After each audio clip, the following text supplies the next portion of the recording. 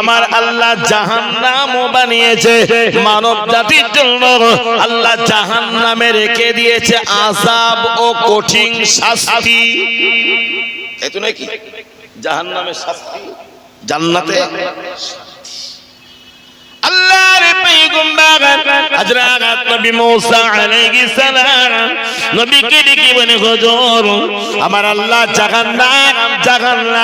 জাহান্নাম বানিয়েছে, যে জাহান্নামের খোরাক হবে মানুষ আর পাথর। যে জাহান্নামের খোরাক হবে মানুষ আর পাথর। পাথর ডেকে ডেকে বলে, আমার নবী বলেছে আমার আল্লাহ জাহান্নাম বানিয়েছে, জাহান্নামের আগুন তৈরি করা হবে পাথর জ্বালিয়ে জাহান্নামের আগুন পরিপূর্ণ করার জন্য। রাসূলুল্লাহ বলেছে আমার আল্লাহ জাহান্নামকে একটা নাগাদ 3000 বছর জ্বালিয়েছে। জাহান্নামে পাথর ফেলে 1000 বছর বাবা জ্বালানো হয়েছে। 1000 বছর আল্লাহ পাকের জাহান্নাম জ্বালানোর পরে আল্লাহ পাক ফেরেশতা জিবরাইলকে ডেকে জিজ্ঞাসা করে, জিবরাইল যা চলে যা, আমার জাহান্নামের আগুন কেমন হলো দেখে আয়, পাপীদের জন্য আগুন বানিয়েছি। হযরত জিবরাইল সাল্লাম আল্লাহ পাকের আদেশে বাবা জাহান্নামে চলে যায়। জাহান্নাম দেখেছে, জাহান্নাম দেখে বলে আল্লাহ আল্লাহ আল্লাহ, 1000 বছর ধরে জাহান্নাম জ্বালিয়েছেন পাথর দিয়ে, জাহান্নাম জ্বলে জাহান্নামের আগুন লাল হয়েছে, জাহান্নামের আগুন লাল হয়েছে। আল্লাহ পাক বললেন জিবরাইল পাপীদের জন্য জাহান্নামের আগুন এখনো পরিপূর্ণ হয় নাই, ফের জাহান্নাম 1000 বছর জ্বালা এখনো পরিপূর্ণ আগুন তৈরি হলো না। পাথর গুলি জাহান্নামে ফেলা হয়, আগুনে বাবা পাথর জ্বালানো হয়, ফের 1000 বছর আমার আল্লাহ পাক জাহান্নাম বাবা জ্বালিয়েছে। 2000 বছর জাহান্নাম জ্বালানোর পরে 2000 বছর পরে আল্লাহ পাক বললেন জিবরাইল চলে যা, 2000 বছর পাথর দিয়ে জাহান্নাম জ্বালাইলাম, আমার জাহান্নামের আগুনের ঠিকানা কেমন হয়েছে দেখে আয়। যা, পাপীরা জান্নাতের তুলনায় জাহান্নাম ভালোবাসে, যা সেই জাহান্নামের চেহারা কেমন দেখে আয়। হযরত জিবরাইল আলাইহিস সালাম জাহান্নাম দেখলেন, দেখে আল্লাহর দরবারে সিজদায় লুটিয়ে পড়ে বললেন, আল্লাহ 2000 বছর ধরে জাহান্নাম জ্বলে জাহান্নামের আগুনের লাল আবহাওয়া পরিবর্তন হয়ে সবুজ হয়েছে। আগুনের রঙের পরিবর্তন হয় না? কত বলে সবুজ হয়েছে। ও মুসলমান জাহান্নামের আগুনের চেহারা কথা হযরত জিবরাইল আমার আল্লাহকে দেইলা বলেছে।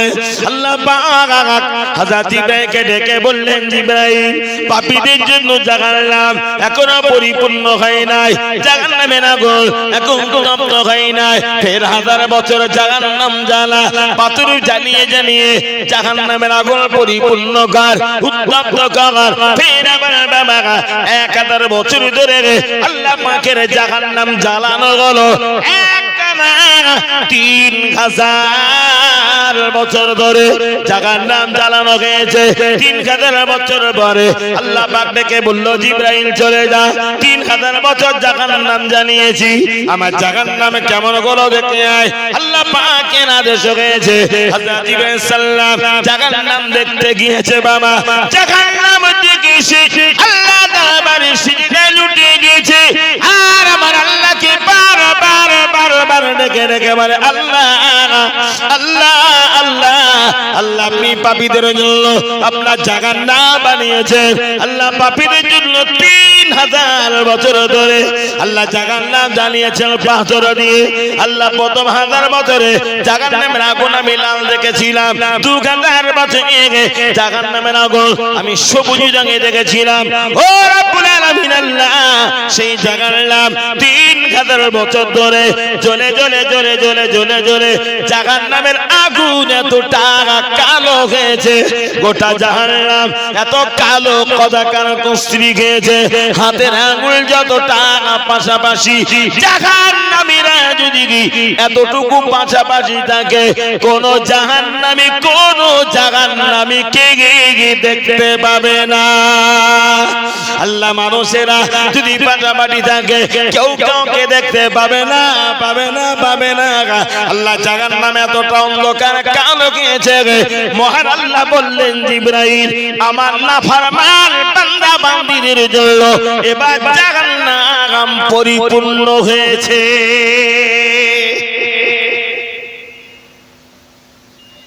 আল্লাহর আদেশ লঙ্ঘন করলে সে জাহান্নামে যেতে হবে, যদি আল্লাহ দেয়, বাঁচার রাস্তা নেই। এ হলো দাদির বাড়ি বলো খালুর গল্প না। আর ভাড়া করে এনেছেন, ভাড়া হয়ে এসেছে, আর খাটিয়ে কাটিয়ে বলতেছে সব বাদ দিয়ে দিন, এরা কোনো গল্প না বলো। সমাজ একটা কথা আছে, বুঝবি চাষি বেলা হলে বসবো, কিন্তু সবাই আমরা মরে গেলি, কিন্তু তখন বুঝার কোনো লাভ নেই। সবাই লাথি মেরে কবরে ঢুকিয়ে দেবে, দেবে না, দেবে না, তখন বুঝে কোনো লাভ হবে না, কোনো ফায়দা নেই। ও মুসলমান নবী জানিয়েছে বাবা সাবিরা, ও বাবা সাবিরা, বাবারা মনে রাখো আমি মুহাম্মদুর রাসূলুল্লাহ সাল্লাল্লাহু আলাইহি ওয়াসাল্লাম আমি নবী বলে দিলাম আল্লাহ পাক যাদেরকে জাহান্নামী বানাবে, বাবা আমার আল্লাহ যাদেরকে জাহান্নামী বানাবে, জাহান্নামীরা জাহান্নামে মরে যাবে না, কিন্তু জাহান্নামীরা বেঁচেও থাকবে না। ওরা মরবেও না, বাঁচবেও না।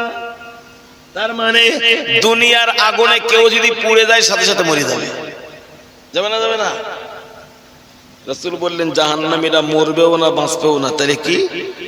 তাহলে কি? সেটা হলো মরা আর বাঁচার মাঝখানে দগ্ধ করা, দগ্ধ হওয়া। মরেও যাচ্ছে না, সুস্থও হচ্ছে না, রোগ সারেও না, বাড়েও না, যেখানে আছে সেখানে। ও বাবারা, জাহান্নামীরা জাহান্নামে বেঁচে থাকবে না, ওরা আবার মরেও যাবে না, জাহান্নামীদেরকে দগ্ধ করা হবে। সাহাবীরা জিজ্ঞাসা করলেন ইয়া রাসূলুল্লাহ, ইয়া হাবিবাল্লাহ, হুজুর জাহান্নামীরা মরেও যাবে না, বেঁচে থাকবে না, অথচ তো তারা জাহান্নামে পুড়বে, পুড়বে, পুড়বে, তাদের হাড়গুলো পুড়ে যাবে, গোশতগুলো পুড়ে যাবে, গোটা চেহারাটা পুড়ে যাবে। আমার নবী জানালেন বাবারা, আমার আল্লাহ প্রতিটা জাহান্নামীকে তাদের গোটা গোটা আমার আল্লাহ দুটি ভাগ করবে, দুটি ভাগে বিভক্ত করবে। একটি হলো ডান সাইডের ভাগ, আর একটি হলো বাম সাইডের ভাগ। তোমার ওটা দুটি ভাগ করা হবে। ও বাবা সাহাবীরা, প্রতিটা জান্নাতীকে আমার আল্লাহ প্রতি ঘন্টায় ঘন্টায় ঘন্টায় 700 বার করে জ্বালাবে। ও বাবা সাহাবীরা, প্রতি ঘন্টায় প্রতিটা জাহান্নামীকে 700 বার করে জ্বালানো হবে। নবী সাহাবীরা জিজ্ঞাসা করলেন ইয়া রাসূলুল্লাহ, ইয়া হাবিবাল্লাহ, জাহান্নামীদের প্রতি ঘন্টায় ঘন্টায় 700 বার করে জ্বালানো হবে, অথচ বললেন তারা বেঁচে থাকবে না, মরেও যাবে না। কিভাবে আমার আল্লাহ তাদের জ্বালাবে, পোড়াবে? তাই নবী বললেন বাবারা, আমার আল্লাহ জাহান্নামীদের চেহারাটা ভাগ করে তোমাদের ডান কাছে জাহান্নামীদের ডান সাইডে আমার আল্লাহ জাহান্নামের আগুন লাগিয়ে দিবে, বাম সাইড ভালো রেখে দিবে, অক্ষত রেখে দিবে। ডান সাইড জাহান্নামের আগুন পুড়িয়ে পুড়িয়ে সব বাবা ছাই বানিয়ে ফেলবে। আল্লাহ পাকের আদা হবে, ডান সাইডে আগুন ঘুরে বাম সাইডে জাহান্নামীর বাম পাশে এসে ধরে লেগে যাবে। বাম সাইড পোড়াতে পোড়াতে আবার জাহান্নামীর ডান সাইড পুরবেন না তৈরি হবে। এদিকে পোড়ানো শেষ, এদিকে তৈরি করা কমপ্লিট। আগুন আবার ঘুরে ডান সাইডে পোড়াতে পোড়াতে বাম সাইডে তৈরি হয়ে যাবে।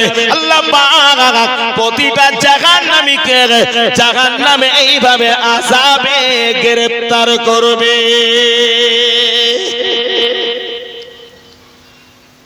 সহ্য হবে তো সব সেদিন নাকি?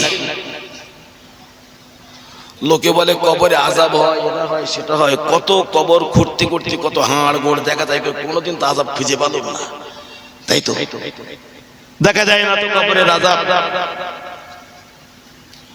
কবরের আযাব দেখা যায় না। দেখবা তোমার চোখ আছে, দেখবা, দেখতে গেলে চোখ লাগে, চোখ তো নাই, দেখবা কিভাবে? কি কঠিন জাহান্নাম। 3000 বছর ধরে আমার আল্লাহ জানিয়েছে। সেই জাহান্নাম থেকে তুমি বাঁচতে চাও, আল্লাহর কাছে তওবা পড়ে নাও, আল্লাহর কাছে খালেস অন্তরে তওবা পড়ে নাও, গুনাহ থেকে বেঁচে নাও, মাফি চাও, আল্লাহ তোমাকে ক্ষমা করবে, আল্লাহ তো তোমাদেরকে মাফ করবে। ও মুসলমান ভাইরা, চলুন আমি আপনাকে যেটা জানাতে চেয়েছিলাম, আল্লাহ পাকের দরবারে নবী দোয়া কবুল হয়ে যায়। আল্লাহ পাক নবী দোয়া কবুল করেছে, নবী দোয়া কবুল করেছে। আল্লাহ পাকের জবান খুলে দিয়েছে। নবী জিজ্ঞাসা করলেন, পাথর কাঁদিস কেন? পাথর তখন ডেকে ডেকে বললেন, ওগো নবী, আমার আল্লাহ জাহান্নামের আগুন তৈরি করবে পাথর জ্বালিয়ে জ্বালিয়ে। আমি জানি না যে আল্লাহ পাক জাহান্নামের খোরাক করেছে পাথর আর মানুষ, মানুষগুলো পোড়ানো হবে, পাথর জ্বালিয়ে আগুন তৈরি করা হবে। ও আল্লাহ পাকের নবী মুসা, আমি পাথর জানি না, আমার আল্লাহ পাক আমাকে জাহান্নামে ফেলবে কিনা, আমার মতো পাথরের টুকরাকে আল্লাহ জাহান্নামী বানাবে কিনা আমি জানি না। তাই আমি কাঁদি আল্লাহর জাহান্নামের ভয়ে কাঁদি। আল্লাহ যদি আমাকে আগুন বানানোর জন্য জাহান্নামে ফেলে দেয়, আমি পাথর, আল্লাহ পাকের কোটি জাহান্নাম কেমন করে সইব? পাথর কাঁদছে, জাহান্নামের ভয়ে পাথর ফেটে পানি আসে, মানুষের কলিজা ফেটে চোখে দুপোটা পানি আসে না, পাথর ফেটে যায়। মানুষের অন্তর পাপ করে করে এত কঠোর শক্ত, এই জায়গাটা গলে না, পাথর গলে যায়। পাথর জাহান্নামের ভয়ে কতদিন ধরে কাঁদা হয়, পাথরটিকে মেনে হুজুর আল্লাহ পাক আমাকে যেদিন থেকে পাথর হিসাবে নিযুক্ত করেছে, সেই দিন থেকেই শুরু হয়েছে জাহান্নামের আযাবের ভয়ে আমার কান্না। আল্লাহ পাকের নবী হযরত নবী মুসা আলাইহিস সালাম জাজ্জার করে বাবা কেঁদে ফেললেন, আর কেঁদে কেঁদে বলে, আল্লাহ আমার জাতির কাছে, আমার কওমের কাছে, আমার দেশবাসীর কাছে কত দিনের কথা বললাম, আল্লাহ জান্নাতের সুসংবাদ দিলাম, জাহান্নামের আযাবের কথা বললাম। আল্লাহ মানুষ জাহান্নামের ভয়ে কাঁদে না, আল্লাহ মানুষ জাহান্নামের ভয়ে কাঁদে না, আজকে জাহান্নামের ভয়ে কাঁদে পাথর। আল্লাহ জাহান্নামের ভয়ে পাথর কাঁদে, মানুষ কাঁদে না। ও আল্লাহ আমি তোমার পয়গম্বর, আল্লাহ আমি তোমার কালিমুল্লাহ মুসা, তোমার দরবারে দোয়া চাই, আল্লাহ তোমার দরবারে ফরিয়াদ জানাই, জাহান্নামের আগুন থেকে পাথর জ্বললো, আল্লাহ যে পাথরের টুকরা জাহান্নামের ভয়ে কাঁদে, আল্লাহ এই পাথরের জন্য তোমার জাহান্নাম তুমি হারাম করে দাও। আল্লাহ যে পাথর জাহান্নামের ভয়ে কাঁদে, আল্লাহ এই পাথরকে জাহান্নাম থেকে বাঁচিয়ে তোমাদের জান্নাতি পাথর হিসাবে কবুল করে নাও। জোরে বলুন আর একটু মহব্বত করে বলুন সুবহানাল্লাহ।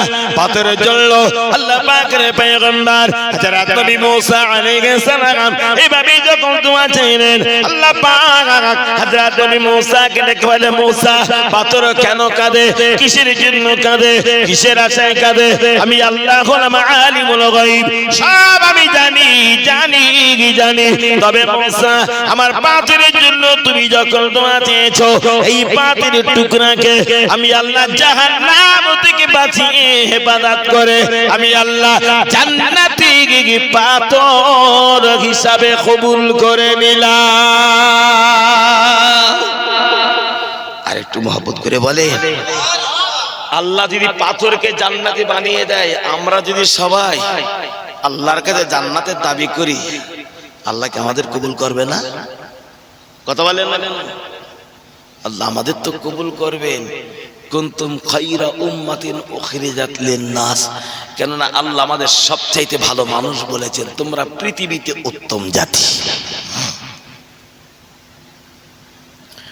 নবী ডেকে বলছে, না পাথর আর কাঁদিস না, আর কাঁদিস না, আল্লাহ আমার দোয়া কবুল করেছে। আল্লাহ তোর জন্য জাহান্নাম হারাম করে তোকে জান্নাতি পাথর বানিয়েছে। আরেকবার মহব্বত করে বলো। নবী যখন বাবা পাথরকে সান্ত্বনা দিয়েছে, কাঁদিস না, আল্লাহ তোকে জাহান্নামী বানাবে না, আল্লাহ তোকে জান্নাতি পাথর হিসাবে কবুল করেছে, আল্লাহ আমার দোয়াকে মঞ্জুরি করেছে। নবীর কথা শুনে পাথরের কান্না ঠান্ডা হয়ে যায়, পাথরের কান্না বাবা বন্ধ হয়ে যায়, আর কাঁদে না কাঁদে না। পাথরকে সান্ত্বনা দিয়ে আল্লাহর পয়গম্বর হযরত নবী মুসা আলাইহিস সালাম নিজের কাজে বাবা বেরিয়ে যায়, নিজের কাজে চলে গেলেন। কাজ আদায় করে সমাধা করে ঠিক একই পথ দিয়ে গুটি গুটি গুটি গুটি কদমে বাড়ির পথে চলেছে। ওই পথে ফিরে আসছে, চলিতে চলিতে চলিতে চলিতে যেই না পূর্বের সেই গন্তব্যে কাছাকাছি জায়গায় চলে আসে। আল্লাহর পয়গম্বর যেই না কাছাকাছি পাথরের কাছে এসেছে, ফের আবার পূর্বের না পাথরের ভিতর থেকে কান্নার আওয়াজ শুনতে পাওয়া যায়। পাথর কাবার কাঁদে কেন? নবী বলে, পাথর আবার কাঁদে কেন? আত্ম কান্নার প্রয়োজন নাই। আল্লাহ পাথরকে জান্নাতি বলেছে, আল্লাহ পাথরের জন্য জাহান্নাম হারাম করে দিয়েছে, ফের আবার কাঁদে কেন? আল্লাহ হযরত নবী মুসা আলাইহিস সালাম আবাদ আছে, আল্লাহ পাথর কাঁদে কেন? আল্লাহ আমি জানতে চাই, আল্লাহ জানতে চাই। আল্লাহ পাথরের জবান খুলে দেন। আল্লাহ পাকের দরবারে বাবা নবী দোয়া কবুল হয়ে গিয়েছে, আল্লাহ পাথরের জবান খুলে দিয়েছে। আর নবী জিজ্ঞাসা করলো, পাথর কাঁদিস কেন? কি ব্যাপার? আল্লাহ তো তোকে জান্নাতি বানিয়েছে, আর কাঁদিস কেন? পাথর দেখে বলে, হুজুর সারাটা জীবন কেঁদেছি আল্লাহর আযাবের ভয়ে, কোনদিন আমার আল্লাহকে রাজি করার আশায়, আল্লাহর শুকরিয়া আদায় করার আশায় কান্নার সুযোগ পাই নাই। জাহান্নামের ভয়ে কাঁদতে কাঁদতে কাঁদতে কাঁদতে সময় চলে গিয়েছে, আল্লাহকে রাজি করার আশায় কাঁদার সুযোগ পাই নাই। সেই আল্লাহর এত দয়া, এত দয়া, এত দয়া যে আল্লাহ জাহান্নাম থেকে হেফাজত করে জান্নাতি পাথর বলেছে আমাকে, যে আল্লাহ আমাকে এত বড় পুরস্কৃত করেছে, সেই আল্লাহর শুকরিয়া কেমন করে আদায় করব জানি না। যে আল্লাহ আমাকে জান্নাতি পাথর বলে ঘোষণা দিয়েছেন, হুজুর আমি পাথর সেই আল্লাহর শুকরিয়া আদায়ের জন্য নতুন করে কাঁদতে শুরু করেছি। আমার কান্না আর কখনো বন্ধ হবে না। আল্লাহ যতদিন আমাকে রাখবে, আল্লাহ পাকের খুশির আশায় ততদিন শুধু কাঁদতেই থাকবো, কাঁদতেই থাকবো। জোরে বলুন সুবহানাল্লাহ। আমরা মানুষ শব্দটা লেখার আগে মনে হয় আমাদের যে কর্ম, আমাদের যে আচরণ, আমাদের যে ব্যবহার, মানুষ শব্দ লেখার আগে মনে হয় একটা করে অবসানোর সময় এসে গিয়েছে। এই মানুষ শব্দটা লিখতে গেলে মনে হয় একটা অবসাতে হবে তার আগে, কেননা আমার ভিতর থেকে মনুষ্যত্ব হারিয়ে গিয়েছে, সেটা নেই। সেটা নেই। বারবার বারবার বারবার বারবার জাহান্নাম জাহান্নাম জাহান্নাম করি বলি, কোন কোন সময় শুনি আমাদের কাছে কোনো পরোয়া নেই। প্রিয় নবী বলেছেন, কোন জাহান্নামীকে যদি জাহান্নাম থেকে টেনে বার করে দুনিয়ার আগুনে ফেলে দেওয়া হয়, ওই জাহান্নামী দুনিয়ার আগুনে পুড়ে আরামে ঘুমাবে। বোঝাতে পেরেছি কথাটা? যে দুনিয়ায় আমরা যে আগুন ব্যবহার করি, এই আগুনে এতটুকু সময় হাত ঝুঁকিয়ে রাখা যায় বলে মনে হয়? এক সেকেন্ড আগুন লাগলে তাই তার জ্বালা যন্ত্রণায় আমরা ছটফট করি, সহ্য করতে পারি না। নবী বলেছেন, জাহান্নামীদেরকে যদি টেনে দুনিয়ার আগুনে ফেলা হয়, ওরা দুনিয়ার আগুনে আরামে ঘুমাবে, আরামে। কি আগুন সে? কি আগুন? প্রিয় নবী বলেছেন, জাহান্নামের আগুন এতটা উত্তপ্ত, একটি চাদর যদি জাহান্নামের আগুনে ফেলা হয়, ওই চাদরে যতটুকু জাহান্নামের আগুন লাগবে, তাপ লাগবে, নবী বলেছেন আকাশ আর জমিনের মাঝখানে ওই চাদরটা যদি টাঙিয়ে দেওয়া হয়, ঝুলিয়ে দেওয়া হয়, ওই চাদরে জাহান্নামের যতটুকু আগুনের তাপ লাগবে, ওই তাপে তামাম জমিন পুড়ে তামা হয়ে যাবে। কি আগুন সে? নবী আরো বলেছে, জাহান্নামের আগুন এতটা কঠোর, এতটা কঠোর, একটা সূচ, আমরা কাঁথা সেলাই করি, আমাদের মা বোনেরা কাঁথা সেলাই করে, সূচ কত সরু না, সুতোর মতো প্রায় সরু, 19-20, একটা সূচের আগা যত সরু, জাহান্নাম যদি অতটুকু ছিদ্র করে দেওয়া হয়, ওই ছিদ্র দিয়ে যদি যা জাহান্নামের আগুনের তাপ প্রকাশ পাবে, গোটা জমিনে পুড়ে যাবে तमाम পৃথিবী। নামাজ, কালাম, হজ, যাকাত, আমল, ইবাদত, মুরাকাবা, মুশাহিদা, তাসবিহ, তাহলিল ইত্যাদি ইত্যাদি, এই যে বারবার বারবার বারবার কোরআন তেলাওয়াত, সবকিছুর মূলে বলো সেই জাহান্নাম থেকে বাঁচানোর লক্ষ্য। যে তোমরা এমন কাজ করো না যে কাজের বিনিময়ে জাহান্নামে যেতে হয়, এমন কাজ করো না যে কাজে আল্লাহ তোমাদের প্রতি নারাজ হয়, কঠিন শাস্তিতে আবদ্ধ করে দেয়। এটাই তো গল্প, এটাই তো মূল ব্যাপার। আমরা তো চেষ্টা করলে পারি, চেষ্টা করলে পারি সেই জাহান্নাম থেকে বাঁচার জন্য আল্লাহর কাছে কাঁদার। আমরা তো ওয়াজে শুনেছি, আদম নবী একটা ভুল করেছিল, সেই গন্ধম খাওয়ার গল্প। 350 বছর কেটেছে একটা ভুলের জন্য। কত বছর বললাম? 350 বছর।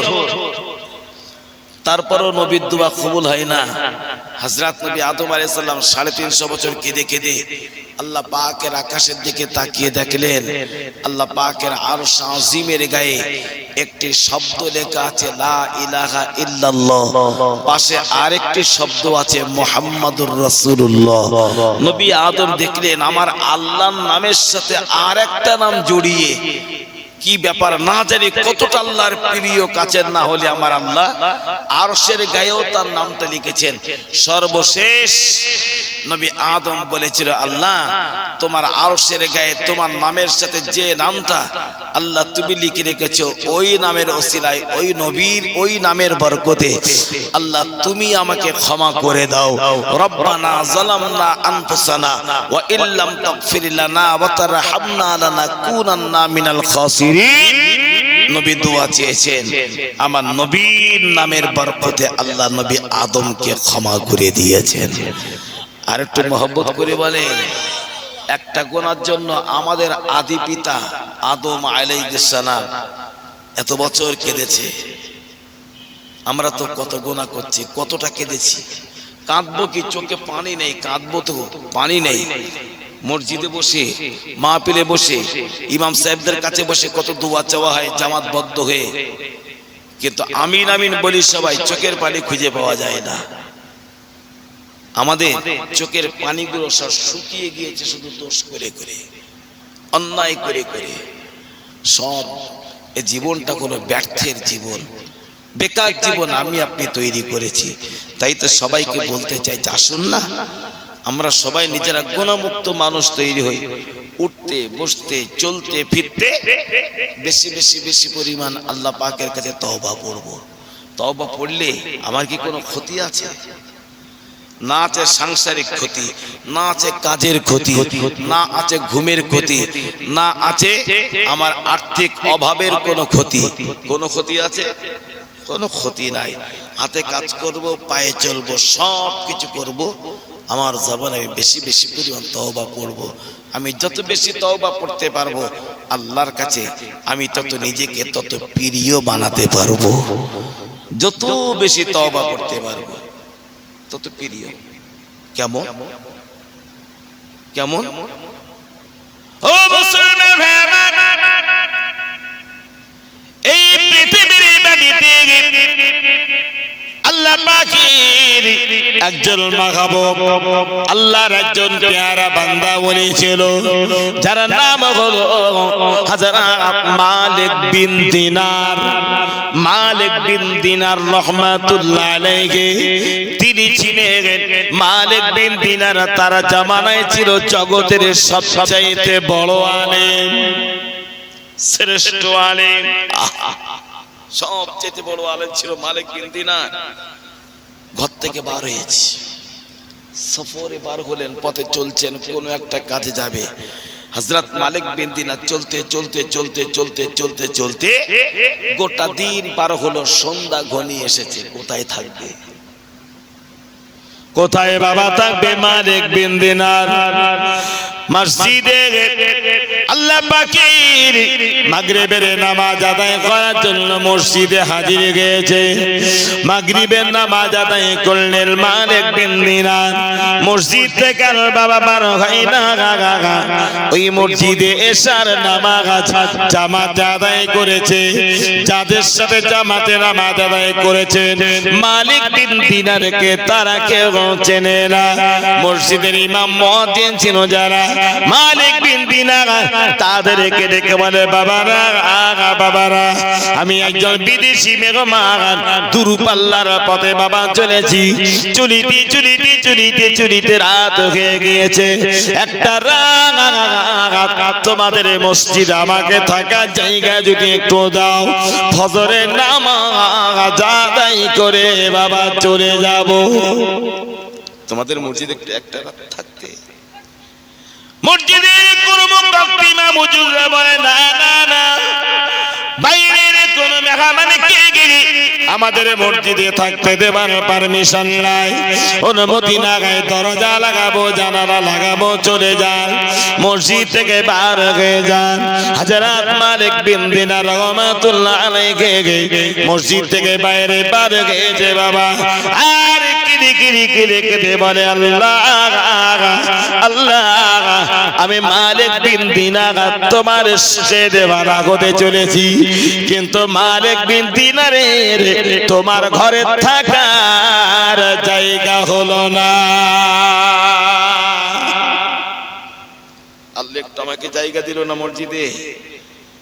কানতে কানতে কানতে কানতে যাচ্ছেন। আবার একটা মসজিদে গিয়েছে, প্রতিদিন একটা করে মসজিদে যায়, একটু আমাকে থাকতে দেবে বাবা একটা রাত। আমাদের মসজিদে থাকার পারমিশন নাই, চলে যান, বেরিয়ে গেল। আবার একটা মসজিদে পারমিশন নাই, চলে যান, বেরিয়ে গেল। ও মুসলমান, কোন মসজিদে যখন থাকার পারমিশন নাই, অনুমতি পেল না, হুকুম যখন পেল না, মালিক বিন দিনার বলে, কেউ আমাকে থাকতে দেয় না মসজিদে। আল্লাহ পাকের ইবাদতের ঘরে থাকার জায়গা কেউ যখন আমার দেয় না, আর আমি কোন মসজিদে থাকার নিয়াতে যাব না। এই রাতে পারে খেয়ে পড়বো, রাতের গভীর অন্ধকারে পার গেছে বাবা। পথে চলিতে চলিতে চলিতে চলিতে হযরত মালিক বিন দিনার রহমাতুল্লাহ আলাইহি পথে চলতে চলতে দেখতে পায় দূরে যেন একটি ছোট্ট প্রদীপ জ্বলিতেছে। কে যেন প্রদীপ জ্বালিয়ে উনানে কাজ করছে। উনান ধরিয়ে কি একটা কাজ করছে দূর থেকে অনুভব করলেন।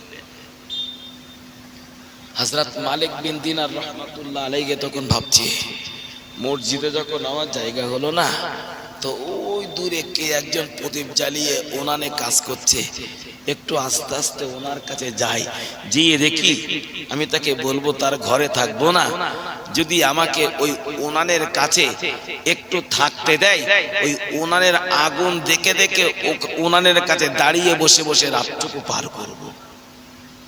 আশা হযরত মালিক বিন দিনার জগৎ শ্রেষ্ঠ আল্লাহ পাকের মাহবুব বান্দা রহমাতুল্লাহ আলাইহি গুটি গুটি গুটি গুটি গুটি গুটি কদমে বাবা চললেন, কাছাকাছি গিয়ে যায়। আর যারা মাত্র দেখতে পায় একজন যুবক ছেলে উনানের পাশে বসে বসে নিজ হাতে রুটি বানায়।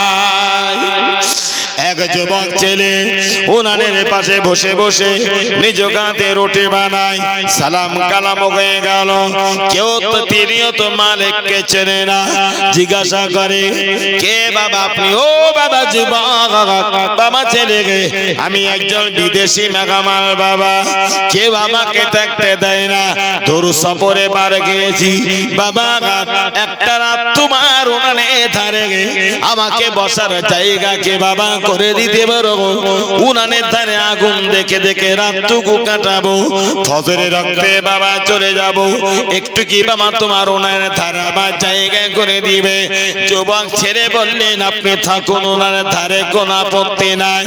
মালিক বিন দিনার চুপ করে উনানের ধারে বসে আছে। আরে বাবা বসে দেখে দেখে দেখতে পায় যুবক ছেলেটা বসে বসে খামির মারিয়ে খামির তৈরি করে রুটি বানায়, প্রতিটা রুটি বানায়।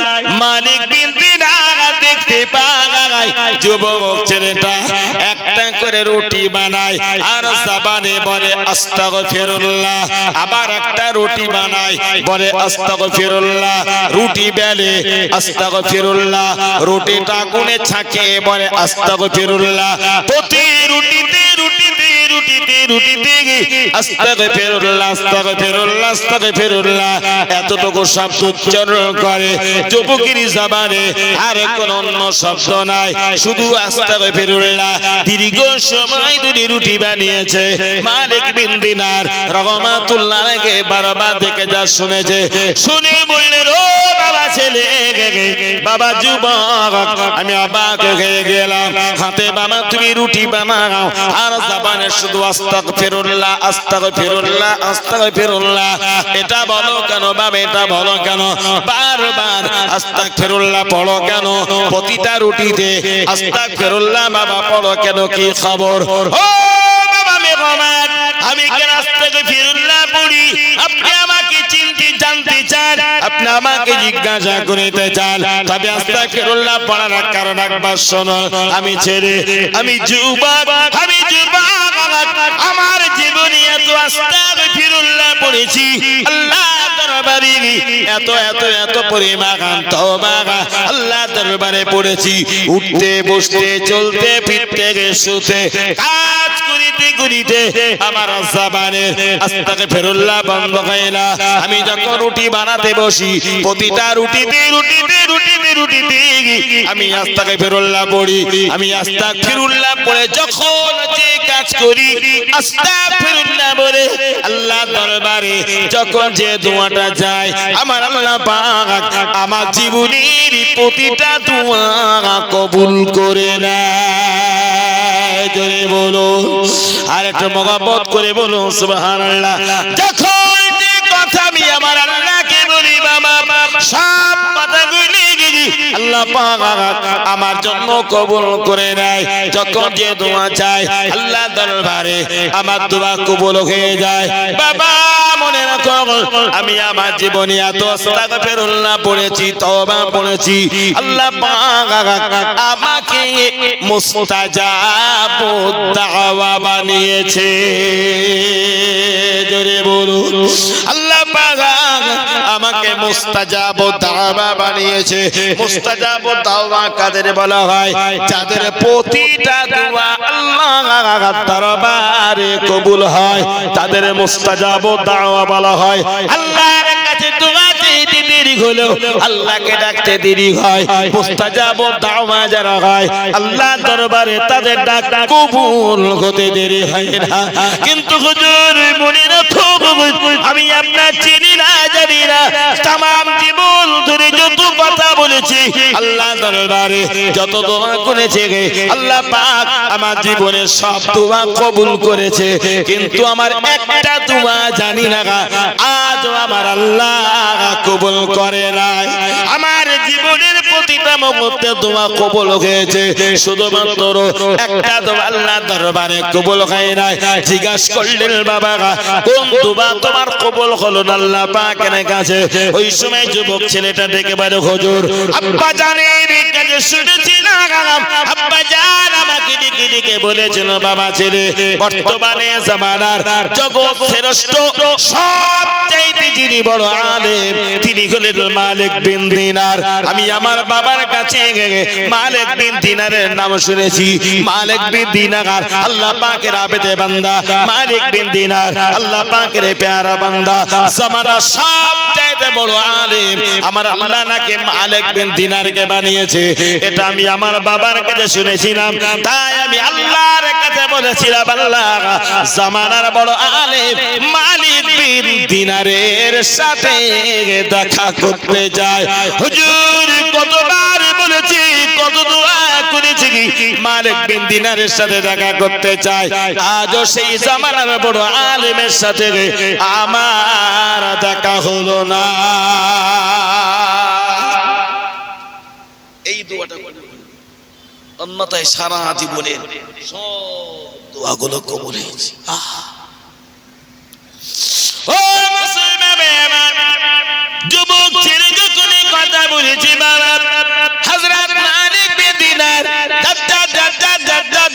গুলি কিনে বেড়েছে চোখের পানি গড়িয়ে যায় শুধুই কাঁদি যুবক ছেলেটা জিজ্ঞাসা করে হুজুর আপনি কাঁদেন কেন আমার কথা শোনা মাত্র কাঁদেন কেন হযরত মালিক বিন দিনার তিনি তখন ডেকে বললেন বাবা ছেলে ও বাবা ছেলে যে মানুষটার সাথে দেখা করার জন্য আল্লাহ পাকের দরবারে দোয়া চেয়েছো বাবা তোমার আব্বা তোমাকে যে মানুষের পরিচয়ের কথা শুনিয়েছিল আমি হলাম সেই মালিক বিন দিনার জোরে বলো আর একটু মহব্বত করে বলো সুবহানাল্লাহ ও মুসলমান যুবক ছেলেটার দোয়া আল্লাহ দরবারে বাবা কবুল হয়েছে আল্লাহ পাক মালিক বিন দিনারের সাথে দেখা সাক্ষাৎ দিদার আল্লাহ তাকে ঘটিয়ে দিয়েছে তাই নবী বলেছে উঠতে বসতে চলতে ফিরিতে আল্লাহ দরবারে দোয়া চাও দোয়া চাইতে দিন পরিমাণ তওবা পড়ে নাও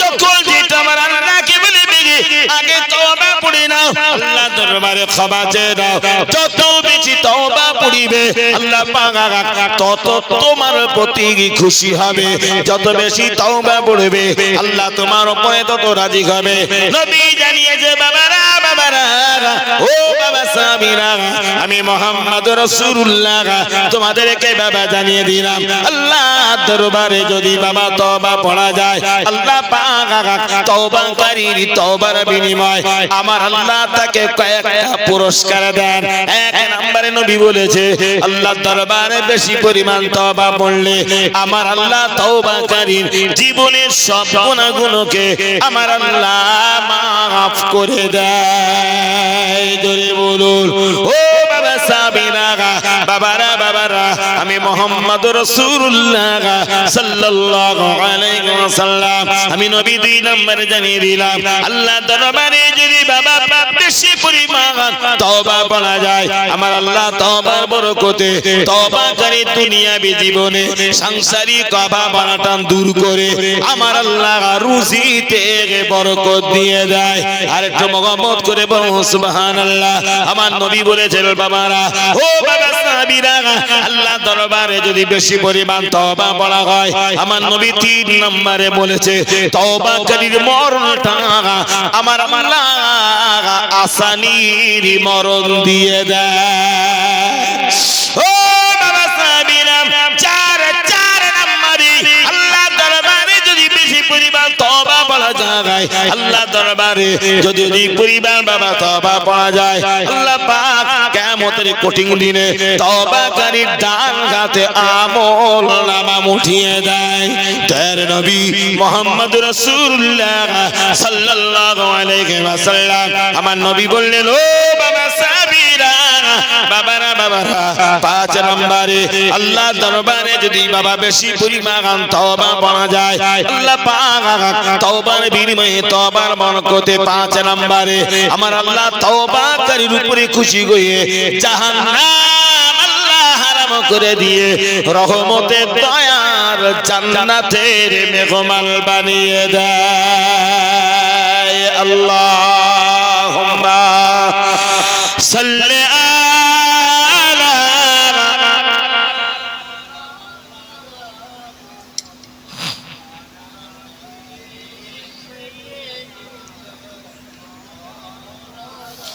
اللهم صل على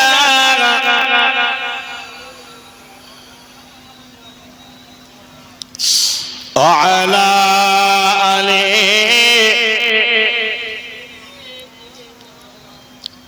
ভাইজান অনেক কথা বললাম, শুধুমাত্র আমি বোঝাতে চেয়েছি তওবার উপরে। যে ইমাম সাহেবের কাছে কথাগুলো শুনছিলেন, ভালো কথা, আমরা সবাই গুনাহগার।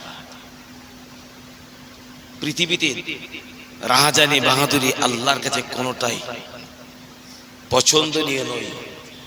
আল্লাহর কাছে প্রকৃত মানুষ তিনিই হয় আল্লাহর কাছে হায়াত থাকতে থাকতে যিনি গুনাহ মুক্ত বানিয়ে নিতে পারে, ওই ব্যক্তি আল্লাহর দরবারে প্রিয় হয় যিনি গুনাহ মুক্ত হয়ে আল্লাহর ডাকে সাড়া দিতে পারে। আল্লাহ পাকের কাছে ওই মানুষগুলোর কোনো দাম নাই যারা গুনাহ নিয়ে কবরে যায়। তাই সবার কাছে দাবি এই পরিবেশে, তারপরও আমি জোর আওয়াজে চেঁচিয়ে চেঁচিয়ে কথা বললাম দ্রুত গতিতে, আসুন আমরা অন্যের পরচর্চা, গীবত, গেল্লা এগুলো না করি, এগুলো থেকে নিজেদেরকে হেফাজত। অন্যের দোষ ত্রুটি খোঁজার পূর্বে আমি নিজেরটা খোঁজার চেষ্টা করি। আমি অন্যকে বলছি ওই দোষটা যেন আমার ভিতরে